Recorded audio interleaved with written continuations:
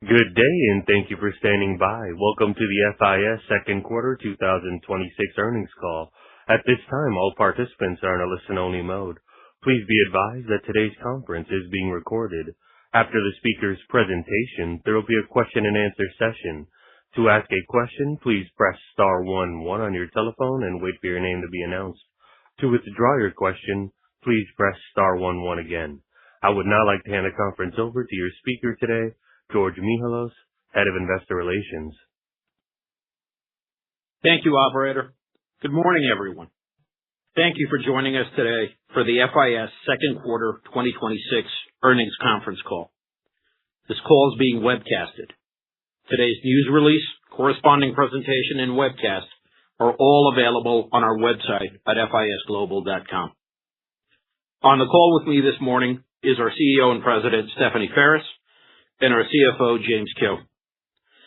Stephanie will begin the call with a strategic and operational update, followed by James, who will review our financial results. Turning to slide 3. Today's remarks will contain forward-looking statements. These statements are subject to risks and uncertainties as described in the press release and other filings with the SEC. The company undertakes no obligation to update any forward-looking statements, whether as a result of new information, future events, or otherwise, except as required by law. Please refer to the safe harbor language. Also, throughout this call, we will be presenting non-GAAP information, including adjusted EBITDA, adjusted net earnings, and adjusted net earnings per share. These are important financial performance measures for the company, but they are not financial measures as defined by GAAP. Reconciliation of our non-GAAP information to the GAAP financial information is presented in our earnings release. And with that, I'll turn the call over to Stephanie. Thanks, George, and good morning, everyone. Several years ago, we laid out a bold, multi-year plan to reposition FIS. We committed to re-accelerating growth in our banking business, improving our margins, and driving increased cash flow. Every one of those actions was in service of 3 outcomes: to make FIS more client-centric, to simplify how the company runs, and to drive shareholder value. Our second quarter results demonstrate that this transformation is achieving the outcomes we set out to deliver. Banking grew at the high end of our range with continued strength across banking and payments. Adjusted EBITDA margins expanded and free cash flow more than tripled year over year. Our Total Issuing Solutions acquisition thesis is playing out as expected, with real client wins and revenue growth across the portfolio, as well as significantly improved cash flow. At the same time, our partnership with Anthropic is progressing. While our overall results reinforce the strategy and priorities we've been executing against for several years, you've seen by now our expectations for capital markets for the remainder of the year. I want to assure you that we are not satisfied with our performance in capital markets and remain focused on improving those results. Both James and I will cover this in our prepared remarks. Turning to slide 5. Our second quarter results are strong and demonstrate the durability of our business model. We delivered revenue of $3.4 billion, up 5.3% on a pro forma basis. Banking grew 6.1% at the high end of our outlook, driven by continued momentum in both banking and payments. Capital markets grew 3.2% at the low end of our outlook. Recurring revenue grew 5% across both segments, and recurring sales grew 14%.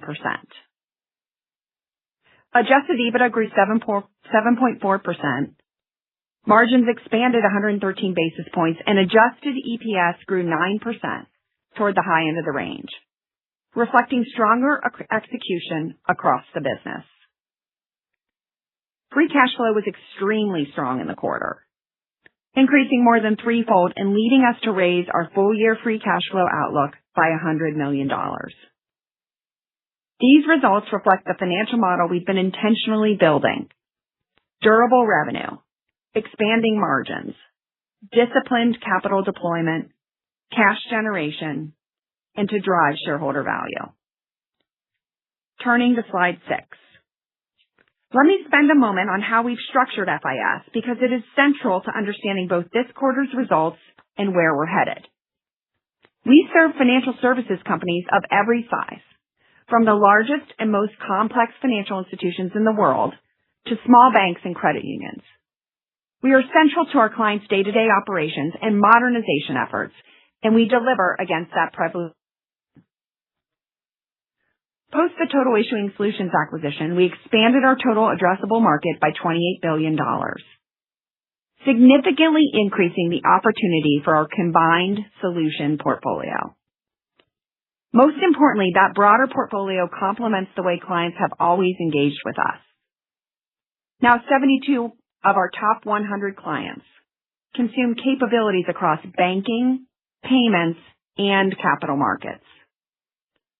We typically enter a client relationship through a core ledgering platform, whether a banking core, a commercial lending core, or a trading system in capital markets. And once that foundation is established, we expand the relationship by selling payments and other value-added services, executing our cross-sell and expand strategy. The economics of this model are compelling. On average, clients consuming solutions across all three ecosystems generate nearly twice the revenue of clients using only a single solution. A second benefit of our integrated portfolio is AI. Because we run many of our clients' core systems, we sit on a rich set of data across banking, payments, and capital markets. As AI adoption grows, that data becomes a meaningful advantage and enables us to deliver smarter solutions, automate workflows, and improve outcomes for clients. We're already seeing early proof points in areas such as fraud and financial crimes, where connecting data across our platform creates value for clients and further differentiates FIS. The third benefit of serving clients across an integrated portfolio is showing up in our commercial performance. As I said earlier, we serve financial service companies of every size. Our consolidated commercial engine continues to gain momentum as we execute our strategy to shift from lower margin products to higher margin solutions. Enterprise-wide sales growth increased double digits over the last 12 months, reflecting a more focused portfolio and strengthening commercial motion. One of the best examples of this is in our total issuing business. Turning to slide 7. Let me remind you of the thesis for this deal.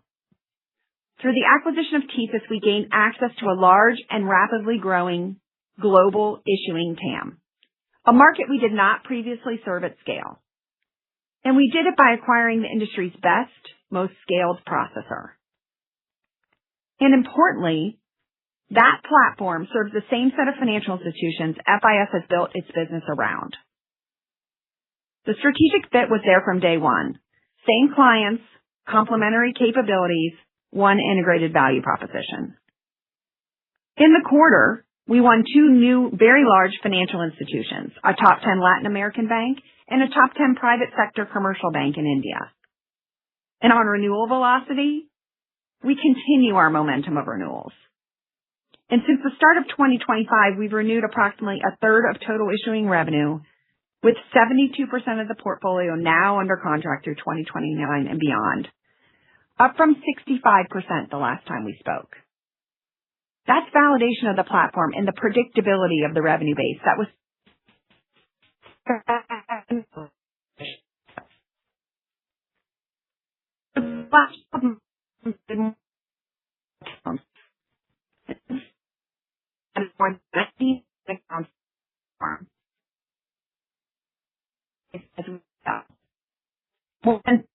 are now signed up for our consuming modernized homes, including 6 U.S. banks. On opportunities of 1 million accounts or more is above 85%. Further proof that when the deal is big and complex, we win.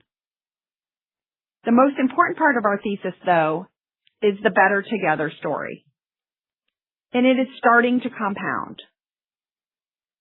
Enterprise-wide ACV sold to joint clients grew 35% year-over-year in the first half. Put simply, strength and complexity at scale, plus a modern roadmap, is driving commercial momentum. This is exactly what we envisioned when we brought these businesses together. Total issuing strengthens FIS, FIS strengthens total issuing, and clients are choosing the combined proposition. I know there's been some concerns around Visa Pismo entering this space and disrupting our business. You heard from the CEO of Visa last week that their strategy around Pismo is to target small to mid-sized banks and fintechs, not large banks where we operate. The complexity and scale needed to win and serve these large clients is the strength and strategy of Total Issuing Solutions. Taken together, client wins, renewal performance, modernization progress, and growing cross-sell momentum give us confidence that the acquisition thesis is playing out as expected. The business is performing very well, and we are very much on track to deliver against our synergy targets for 2026 and beyond. Let me now turn to capital markets on slide 8. We are providing additional detail on this segment because it is important to understand the factors shaping performance through 2026. Capital markets operates across 3 solution ecosystems: trading and asset services, lending, and treasury and risk. In the first half of the year, the segment generated $1.6 billion in revenue, 74% of which was recurring, and delivered a 51.7% adjusted EBITDA margin. This is a business that is actively transforming.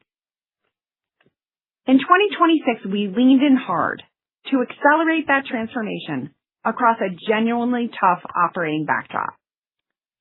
We began the year with a known revenue headwind related to UBS's acquisition of Credit Suisse. The resulting client attrition is impacting 2026 revenue growth by approximately 1 percentage point. That impact has been concentrated within trading and asset services, and together with the timing of renewals, negatively affected both recurring and total revenue growth in the business during the first half of the year. We entered the year leaning in hard to accelerating our sales momentum and the conversion of our existing backlog, as well as an expectation for organic growth to recover in our lending business from the volatility we saw in 2025.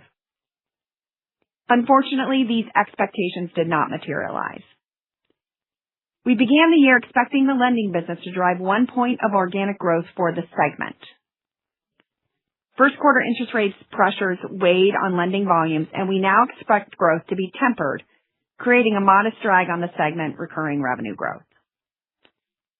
Rest assured, we are actively addressing these misses with actions that we've already taken and with new actions that we're putting in place now.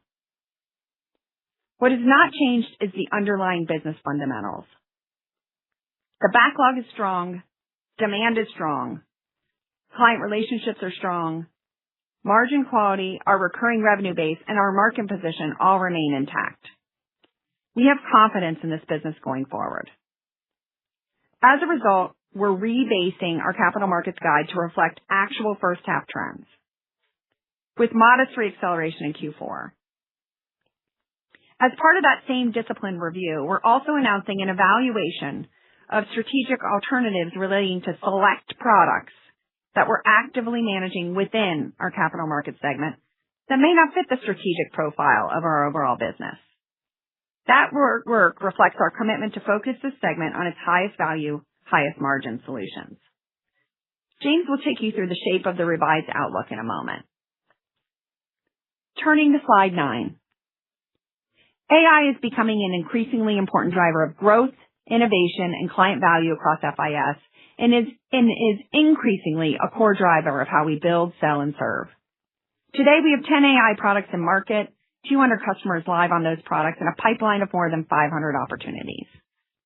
Adoption is showing up across 4 layers of the business. On engineering, our teams are seeing 1.5 to 2 times throughput and 30% fewer defects. On servicing, We've launched 5 agentic programs with manual tickets down 70% and triage time down nearly 75%. And on the workforce side, we now have more than 40,000 active AI Copilot users, generating over 16 million total assisted actions. The partnership we announced with Anthropic earlier this year has moved from conception to execution. Together, we're advancing AI-powered anti-money laundering and agentic fraud capabilities that combine frontier AI technology with FIS's regulatory-grade infrastructure and deep domain expertise. Taken together, our AI investments are compounding in our products, in our productivity, and on our client conversations, and they're becoming a differentiator that is showing up in commercial outcomes. Turning to slide 10. Let me leave you with this. The bold multi-year plan we set in motion is delivering the outcomes we committed to: a more client-centric FIS, a simpler business, and a stronger financial position. Our commercial engine is strong. Our total issuing acquisition thesis is compounding. Our AI investments are in real products, real productivity, and real client conversation. We acknowledge the challenges in the capital market segment and are actively addressing them. With that, I'll turn it over to James. Thank you, Stephanie, and good morning. Overall, we delivered solid results in the second quarter with a strong performance on cash flow. Revenue grew 5.3% on a pro forma basis, with banking coming in above the high end of its outlook and capital markets closer to the lower end. Pro forma EBITDA grew 7.4%, with margins up 113 basis points, ahead of our outlook of 75 to 110 basis points. Margin expansion was led by favorable product mix and cost savings, with a very strong performance from the banking segment. Adjusted EPS increased 8.8%, led by EBITDA growth. Cash flow was stellar, more than tripling to $525 million, reflecting EBITDA growth, lower cash taxes, and accelerated actions to reduce one-time cash expenses. Our leverage ratio decreased to 3.5 times, and we returned $270 million to shareholders, primarily through dividends. Turning now to our segment results on slide 13. Banking Solutions had a good quarter. Pro forma revenue increased 6.1%, with banking up 5.6% and payments growing 6.4%. Recurring revenue grew 5%, steady with the first quarter and in line with our expectations. Non-recurring revenue grew 21%, primarily led by strong license activity, which is skewed more towards the first half of the year. Adjusted EBITDA advanced 10.6%, with margins expanding 178 basis points, reflecting favorable product mix, continued cost savings, and integration synergies. Overall, another strong quarter for Banking Solutions. Turning now to Capital Markets on slide 14. Capital Markets revenue increased 3.2%, with recurring revenue growth accelerating to 5.3% from 3.6% in the first quarter. Non-recurring revenue grew 12% as the team executed on select license opportunities. Professional services declined by 17% and fell short of expectations due to lower sales and a slower than anticipated conversion of backlog. Margins were slightly lower than prior year as the timing of operational expenses more than offset favorable mix. We do expect margin expansion in the back half of the year as these timing impacts normalize. To be clear, we believe in the strength of the capital markets business, but we are not pleased with our performance against expectations. As Stephanie laid out, we have taken a number of action on a number of fronts, and these actions will lead to improving results as we exit 2026. Turning now to slide 15 for a quick update on our year-to-date results. Revenue increased 5.9%, with banking at 6.9% and capital markets at 3.1%. EBITDA margins expanded by almost 100 basis points on a pro forma basis, reflecting favorable revenue mix, cost savings, and integration synergies. We generated approximately $1 billion of free cash flow in the first 6 months of the year, bringing our trailing 12-month free cash flow to $2.2 billion and allowing us to increase our outlook for the year. Now let's turn to our full-year outlook on slide 16. We are forecasting adjusted revenue growth of 4.5% to 5%, as compared to 5.1% to 5.7% previously. We are reiterating our banking revenue growth outlook. As expected, second half growth rates will moderate compared to the first half, due to a much lower contribution from M&A and a smaller growth contribution from non-recurring revenue. Overall, we are feeling good about the banking business. We expect steady organic recurring growth in the second half, despite more difficult year-over-year comparisons. Capital markets revenue growth is reduced to 3 to 3.5%. This is a 225 basis point reduction compared to our prior outlook of 5.5% growth, and includes a 120 basis point impact from lower professional services, with the remainder coming from slower recurring revenue growth. Both professional services and recurring revenue are negatively impacted by 2 factors. Firstly, sales are behind plan in the first half of the year, and while we anticipate improvement over the second half, the slow start to the year has and will impact revenue over the course of the year. Secondly, the team assumed faster implementation of the robust backlog and pipeline that we had exiting 2025, and we are tracking behind the targeted conversion timelines. Entering the year, we anticipated mid to high single-digit recurring growth, and we now anticipate mid-single-digit growth. While we are not providing a formal 2027 outlook, I do want to help frame the key drivers as you think about the future growth trajectory of this business. Recurring revenue is expected to accelerate from 2026 levels. Lower attrition and improved conversion will more than offset approximately 1 point of headwind from the absence of M&A. License and professional services in aggregate is expected to decline as we continue to transition this business to recurring revenue.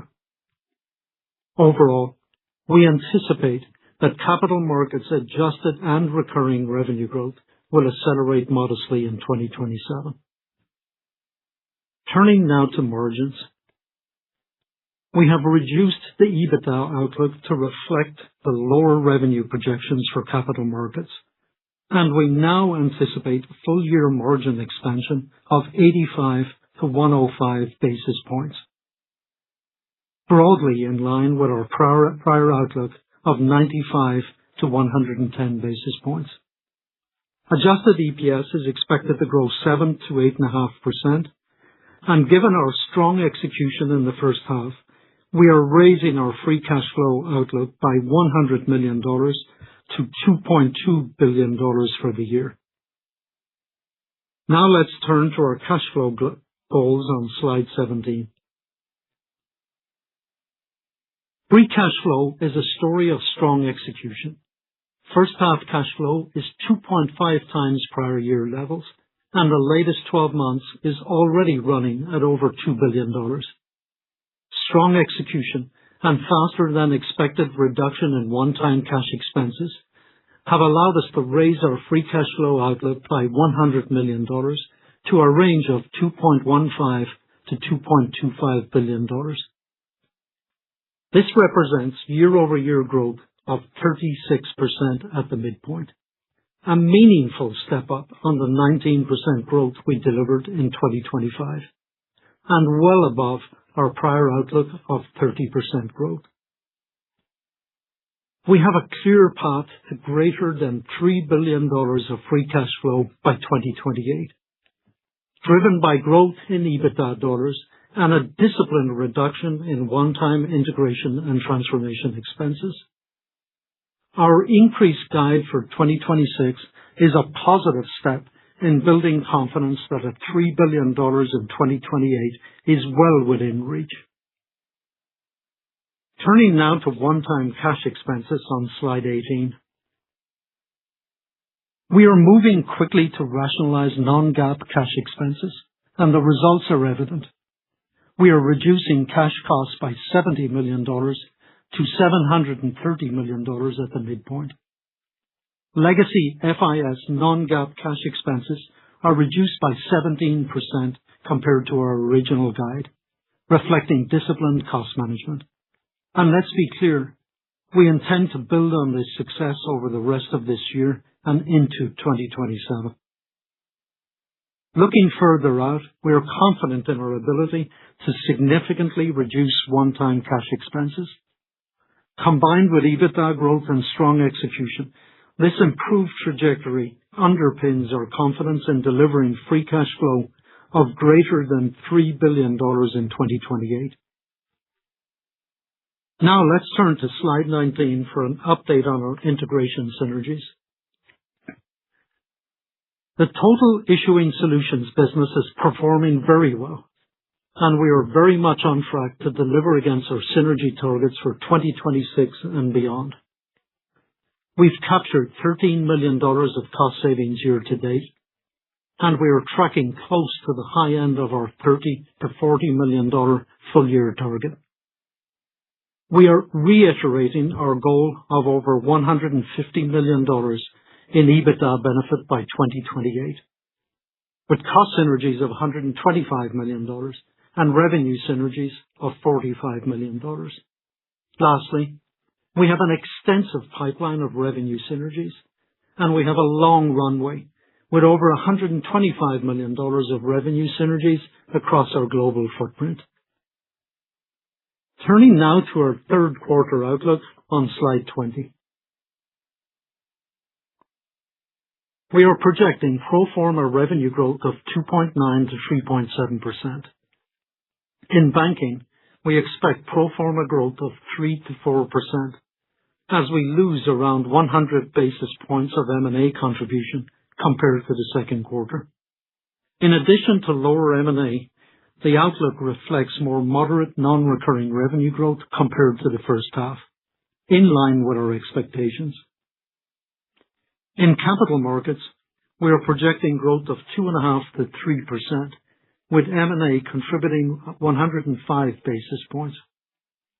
Recurring revenue growth is expected to pace ahead of adjusted revenue growth. Company EBITDA margin will expand by 80 to 100 basis points, with margin expansion across both segments. And adjusted EPS is expected to grow 4.6 to 7.3%.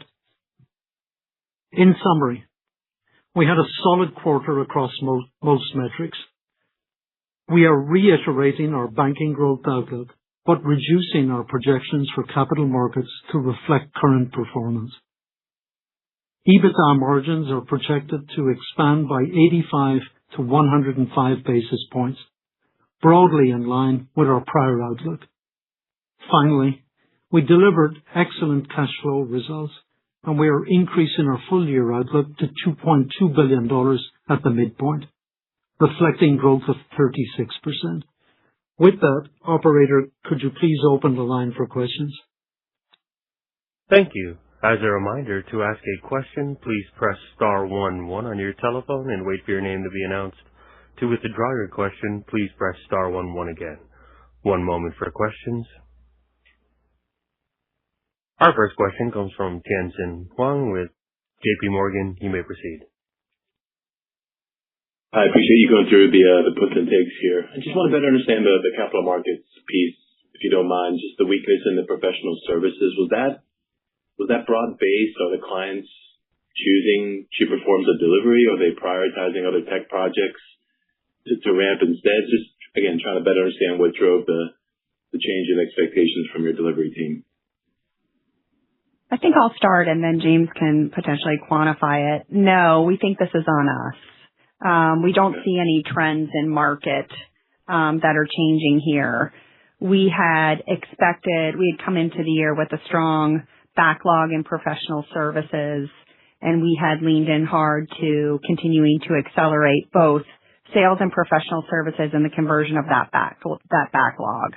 So the miss is on us. It's not a market condition.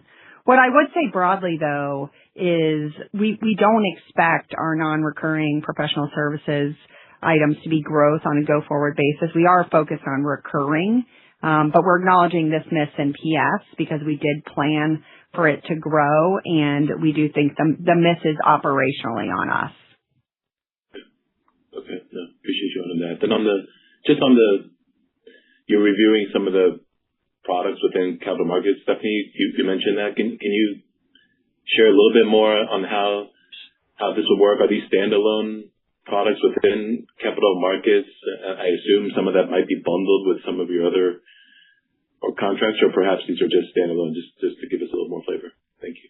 Yeah, that's a great question, Tien-Tsin. Thanks for asking. So within that as I talked about broadly, just taking a step back, capital markets serves large financial institutions. And so when you think about it, it isn't a standalone business. And that's what we really tried to express here in terms of within FIS, our largest financial institutions consume across banking, payments, and capital markets. So when you think about whether you're a large financial institution, you're taking our trading and asset services products as well as our commercial lending products, as well as our consumer lending products, as well as our banking cores and our payments capabilities. So that's really important to understand.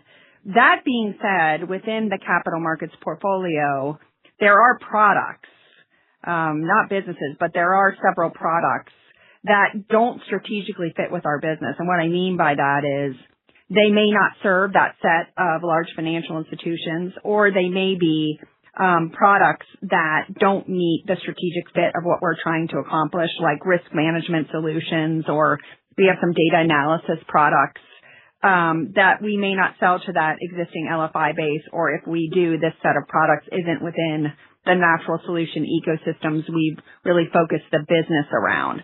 So we're going to really focus. We've always been focusing on them, by the way, and harvesting them to the extent it makes sense. We're going to double down on that. I just want to be clear, though, it's not a capital markets segment sale. It is looking at products within the segment that don't fit the overall company's strategic profile. Yeah. No, that's clear. Thank you, Stephanie. Thank you. Our next question comes from Dan Dolev with Mizuho. You may proceed. Hey, guys. Great progress on the banking and lowering the cost base, and specifically on raising the free cash flow guide. I have two questions, Stephanie. More on the banking side. So, how did TSYS perform this quarter? What are you seeing on the competitive landscape here? And then I have a quick follow-up. Thanks. Sure. Really pleased with the total issuing solutions business, Dan. And by the way, thanks for the comments. It performed in line with the payments growth for the quarter. As you know, it is a significant part of that growth. I mean, we're really, really pleased with how the total issuing solutions business is growing organically, and then we're seeing how well it fits inside the FIS ecosystem. I think in terms of the competitiveness, we're thrilled with how competitive we are here. I gave some of those key insights here because I know there's been a lot of concerns around Visa Pismo. I mean, guys, we serve the largest financial institutions here. We win 80% of the time. We are very competitive. We are the large scale player. I think you heard from the CEO of Visa. This is not where he's focused. This isn't where big banks are looking to bring things internal. This is a scale game. And we continue to win very strongly here. So feel really good. And then as you think about us bringing this together and putting it together underneath a FIS ecosystem, On a year-over-year basis, I also shared some of the key wins. We're selling more together than we did individually, so really pleased with the performance here. Great. And then just a quick follow-up. I noticed about 30 million new accounts on file converted over the last 12 months in the presentation. How should we think about this KPI going forward, and what can you do to reaccelerate this down the road? Thanks again. Congrats. Yeah, that's a great point. The team here is pretty fantastic at converting accounts. You can imagine there was a very large player in the U.S. who bought another player in the U.S., and we effectively have converted a significant amount of those accounts. Quite frankly, it's been the biggest conversion I've ever seen, and I've been around fintech a long time, and it's gone. We've done a couple of tranches, a couple more to go, and it's gone absolutely flawlessly. So huge shout out to the total issuing teams there. I think as we go forward, you should expect to see. I'm not going to comment on number of accounts, but we win. We win in the U.S. in the large space, and then globally. I don't want to discount our Prime product because it wins not just large, but also up and down the stack and is quite competitive. So this is an important metric for us as we continue to move forward, and it continues to grow across the platform. I'm extremely pleased. Thanks again. Appreciate it. Thank you. Our next question comes from Vasu Govil with KBW. You may proceed. Hi, thank you for taking my question. I guess, Stephanie, just first on the strategic review within capital markets, could you provide any parameters around the size of assets under consideration, and when should investors expect more clarity on the outcomes of the review? Yeah, thanks, Vasu. No, not yet. I mean, obviously, transparently, we look inside the portfolio of the entire company. You've seen us move on assets, so we're always looking from a rationalization standpoint. I think with respect to capital markets, though, we're going to do a deeper dive. I don't have a number for you, and we'll come back to you as soon as we have something. Got it. Thank you for that. And then I guess a quick one on AI, as that continues to be a big topic in the industry. I wanted to ask, AI is also driving sophistication of cyber threats across the financial ecosystem. So are you seeing a need to reaccelerate your investments in security and fraud prevention, or do you feel like those requirements have already been contemplated in your long-term outlook? Yeah, Vasu, that's a great question. Cyber is one of our biggest technology spends. It has been, and it continues to be. We don't see a need to invest more. We continue to prioritize our investment around cyber and resiliency. It is absolutely critical to us. I do see significant amount of investment broadly across the industry, and so when you think about us as compared to a smaller player, I think we're much better positioned given how much you have to invest here. I also think being in Project Glasswing gives us an opportunity to fortify our defenses much more deeply as we think about being a scaled player here. We take our position in the industry very seriously. We do spend a lot of money on it, and it is continuing to be the biggest threat we have. It will continue to be a prioritized effort for us. The good news for us is we have a significant amount of technologists, so when we find the vulnerabilities, it is not all going through one team, so it's not sitting in a funnel. We can allocate those. We have the vulnerabilities we can clear pretty quickly. Also, my cyber team has done a fantastic job in terms of using AI itself to, once we find the vulnerability or have the attack, to be able to be more productive with clearing the vulnerability or identifying and moving on the attack by identifying our own capabilities. So really pleased with our cyber team who continue to work for us 24/7. Thank you very much. Thank you. Our next question comes from Darrin Peller with Wolfe Research. You may proceed. Hey, Stephanie, could you just revisit the comments you touched on with regards to Pismo and the competitive landscape for a moment, and just to sort of set the record straight, given how many questions we get about it? maybe help us Yes. understand the bundling and the cross-sell and just why you have a right to win both on both the core banking side, but also the issuer processing side. Yeah, so maybe I'll refresh some of the conversations that I had in the prepared remarks. Just to be clear, we serve the largest financial institutions globally. And we have, just in terms of evidencing the competitive market, we have continued to renew our clients, evidencing competitively. We're continuing to keep share. We're winning new business at significant pace.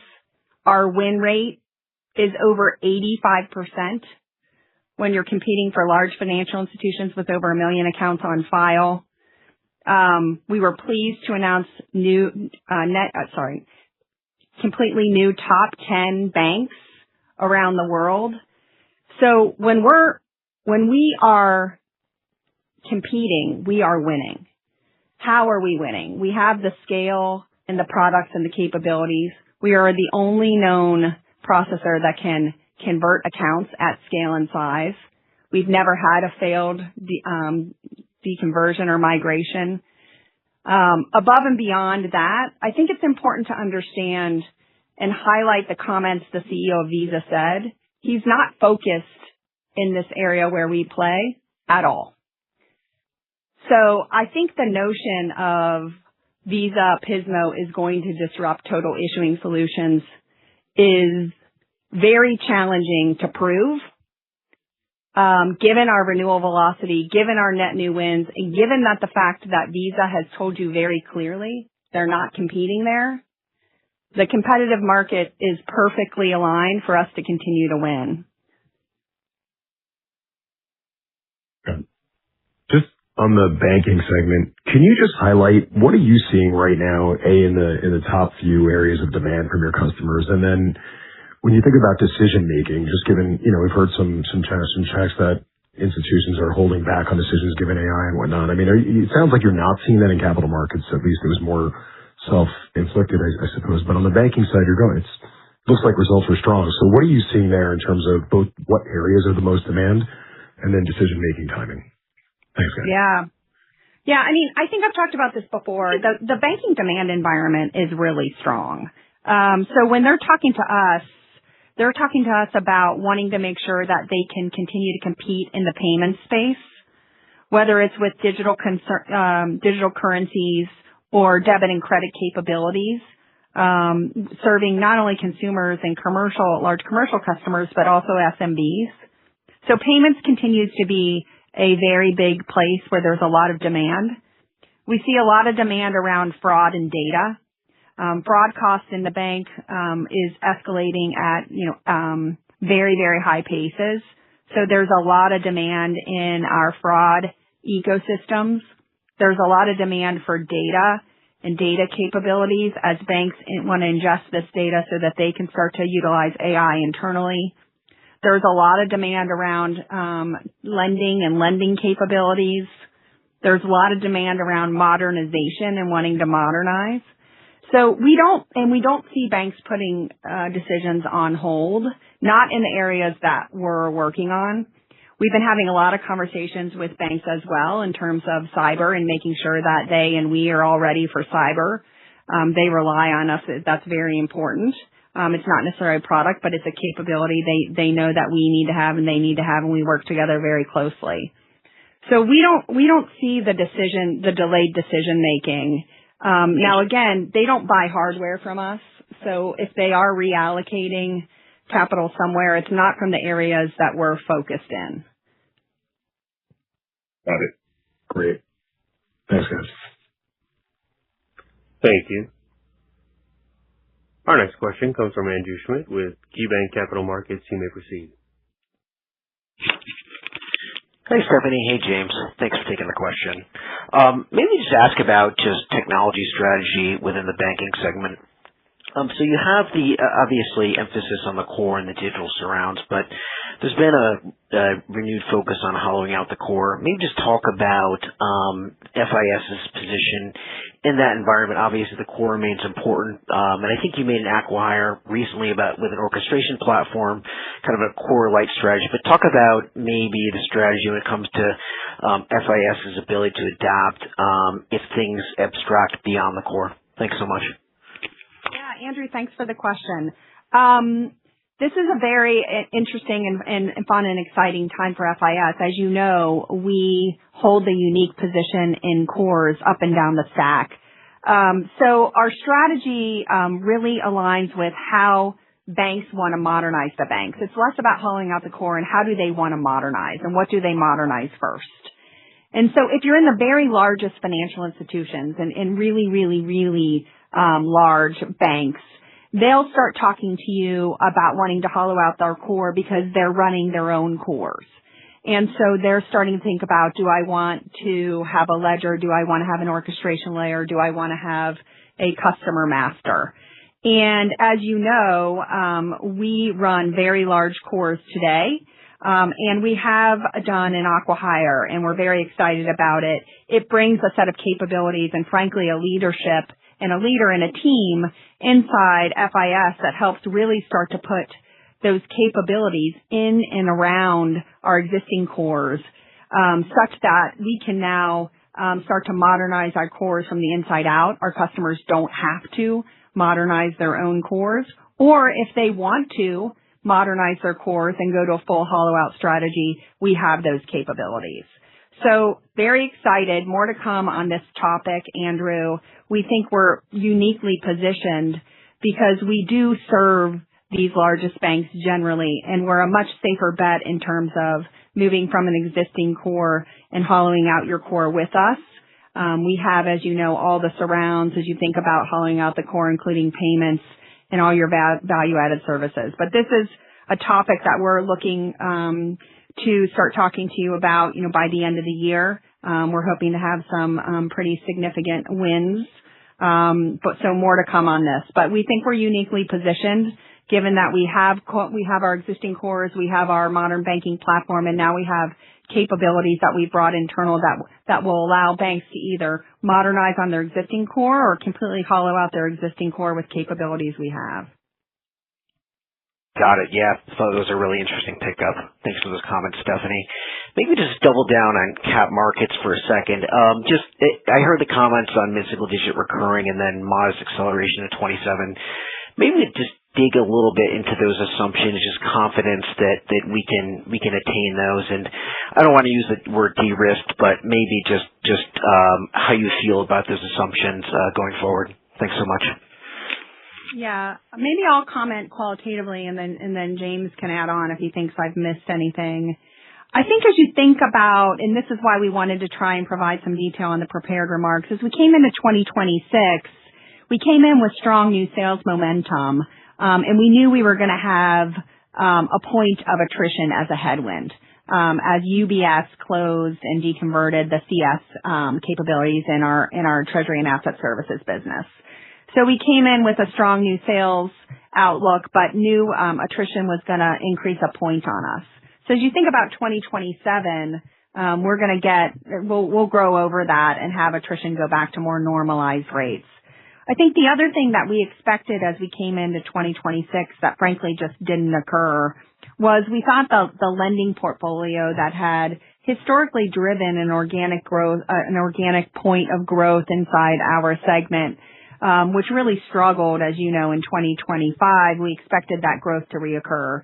Unfortunately, as we came into 2026, we're not seeing that organic growth and we're not banking on it for 26. And I wouldn't bank on it for 27 either. So I think as you think about going into 2027, we should benefit from a stronger recurring number as we exit the year in the mid-single digit range. And then we should get a point benefit from attrition grow over. And then maybe I'll turn it over to James on how to think about kind of the rest of the pieces non-recurring. Yeah, just to repeat, this year will end somewhere in the mid-single digit, call it a 5-ish kind of range. There'll be no M&A next year, so you got to take that out. And as Stephanie said, you're asking about level of confidence. The attrition this year was really pushed up by that one client consolidation.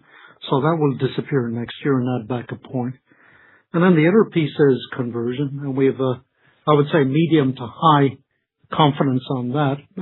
Essentially the recurring and PS that wasn't converted in the current year due to delayed timelines will come back next year. So it gives pretty high levels of confidence to that. As we talk through this, I would not ascribe any upside on lending. The interest rates are incredibly, they're just stuck where they are right now, and we can't count on any improvement on that. So we are looking for acceleration overall in recurring. And we do anticipate Q3 to be, mid-single digit with some acceleration in Q4. So you don't have to wait until well into 2027 to see improving prospects. And then on PS and license, this is a business that, is in the low 70s in terms of percentage of recurring, and our banking business is 85%. Over time, we want to more aggressively grow and step up the recurring growth rate and de-emphasize license and PS. So expect those two to be flat to down next year. Thank you so much. Thank you. Our next question comes from Jason Kupferberg with Wells Fargo. You may proceed. Good morning, guys. Thanks. I wanted to start on the payments business. It's actually now the largest of your three businesses. You were up 6% for the second straight quarter. Is that level of growth sustainable in the second half, just, based on the account conversion backlog that you're seeing and pipeline of new opportunities? Wow, that's a specific question, Jason. I think that's just weighing through that. I'll let James shuffle through his papers so he can try to get to an answer, but maybe I'll talk about it. We're really pleased with payments. You're right. It is the biggest part of our business, which is what gives us confidence around FIS continuing to maintain to be a mid-single digit grower. As you know, in order to do that, we needed to have the total issuing solutions business inside the FIS ecosystem because payments in general, the credit issuing side adds some pretty nice growth for us. In terms of total issuing, it is growing at the same pace as the overall payments business. I don't have in front of me the expectations of payments as we go in the back half of the year, and I'm not sure that we guide to it. I think we want to avoid guiding to it. Yeah. What we would say is we do expect it to continue at similar levels. Two is it will outpace banking, just in general and longer term, and it definitely will stay in this mid-single digit range. Yeah. So we're incredibly happy with it, and we're incredibly happy with the position of Thesis within that portfolio. Yeah. It's doing well as well. Okay. Yeah, no, that's good color. That's what I was looking for. And I just wanted to circle back on capital markets as well, because it sounds like we're talking about company-specific kind of execution-related challenges. So just on the professional services side, any issues in terms of not having sufficient resources to perform implementations of the backlog, or has there been just some misscoping, or do you think in hindsight just some of the projections on timing were a little too aggressive? Just wanted to kind of unpack what you think some of the root cause is here. Yeah. I'd be clear on one thing is principally the PS call down, which is call it half the overall capital markets is about $90 million in revenue. A little bit more than half is PS. The principal issue is actually it's not really the conversion, it's sales in PS. We had a pretty large miss in the first half in terms of, call it ACV sales. And unfortunately, that has a disproportionate impact on the P&L because anything sold in the first half converts at about 75% in the current year. So unfortunately, this is already sold. And so I would say, the largest part of the PS miss is actually lower ACV sales. And then there is a conversion part to it, but it's not the biggest amount. And conversion was a little bit different. We set goals on the timing and conversion of an existing pretty strong backlog and pipeline, and we've just missed against the execution of those. So it's purely on us. But I would say it's predominantly a sales issue in PS. Yeah. Okay. Understood. Thank you. Thank you. Our next question comes from Will Nance with Goldman Sachs. You may proceed. Hey, guys. Thank you for taking the questions. James, I appreciate some of that color that you provided next year in capital markets. I wanted to dig through some of the dynamics on the banking side. So the two-part question, I guess first on the non-reoccurring revenue growth in banking, what's driving that 21% growth in the first half of the year or in this most recent quarter on a pro forma basis? And then I guess more importantly, as we look out into 2027, what kind of grow over does that represent? Is that going to be a headwind to overall banking revenue growth? And then the second part is on the large bank issuing conversion that you mentioned. It seems like TSYS is running around 6-ish%, kind of in line with the overall payments revenue growth on a pro forma basis this quarter. So just, how are you thinking about some of the puts and takes as that normalizes and as the non-reoccurring revenue growth normalizes into 2027? Two big pieces as you look at term fees, because I think you're looking at the year to date. I think in the second quarter, we had some term fees.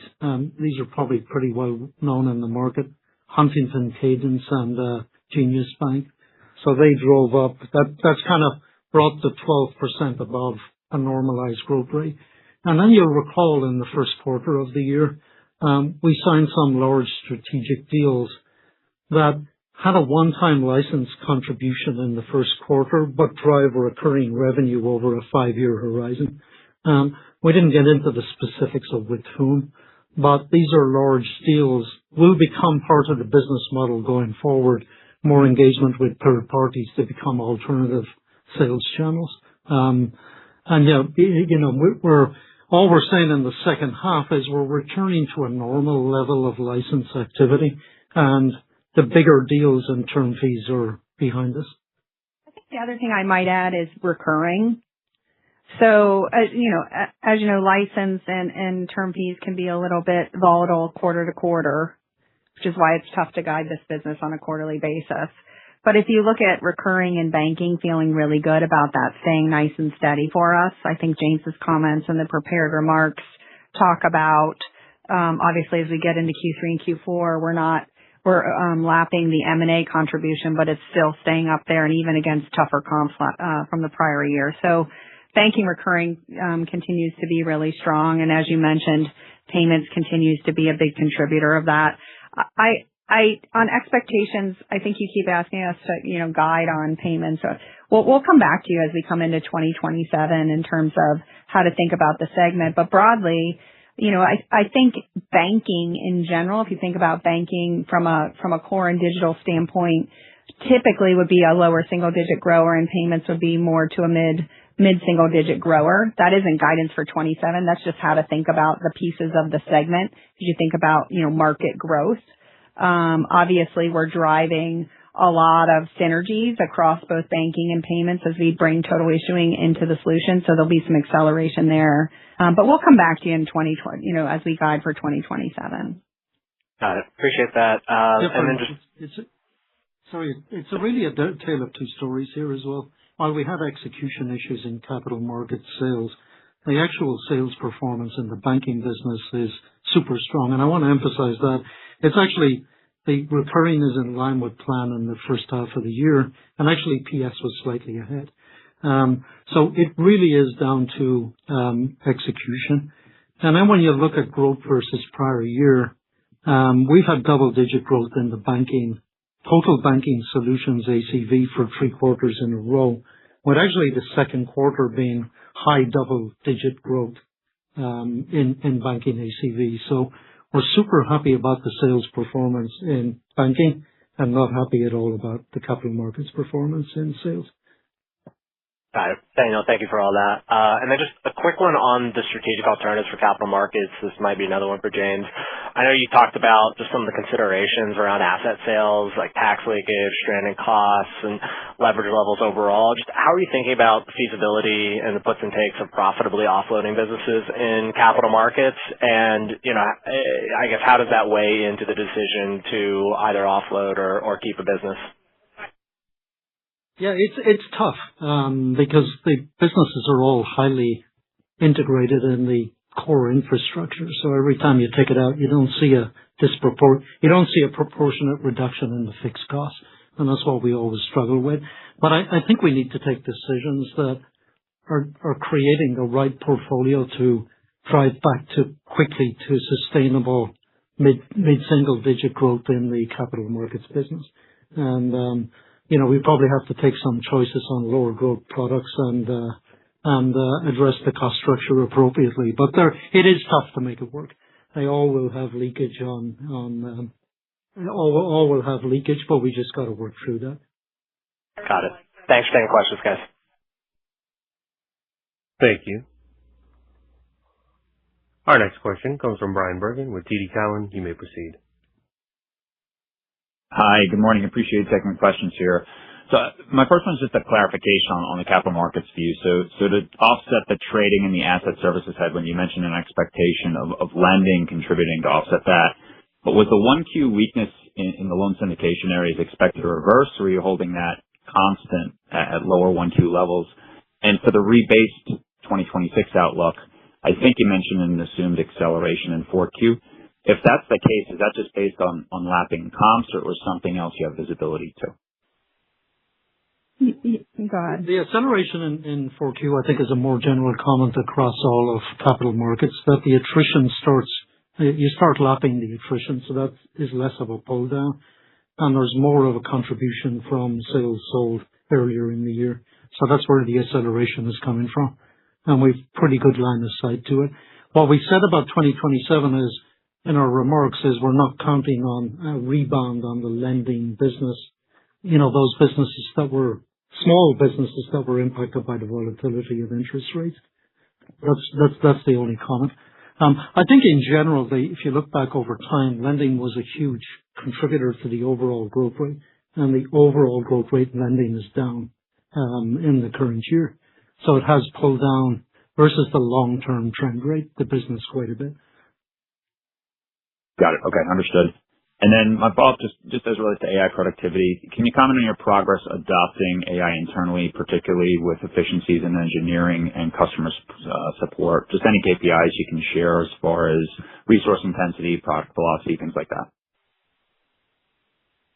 Yeah, I think that we're at beginning innings. That being said, I think we've been really focused on productivity in general, and you can see that really coming through as we've expanded margins on a year-over-year basis. So we're using our cost programs plus AI, but what I would say is, we've leaned in hard to AI in 2026. I think we gave some of the stats on slide 9, 1.5 to 2 times throughput we're seeing in AI engineering, 30% fewer defects. We're certainly getting a more productive and better quality technology organization.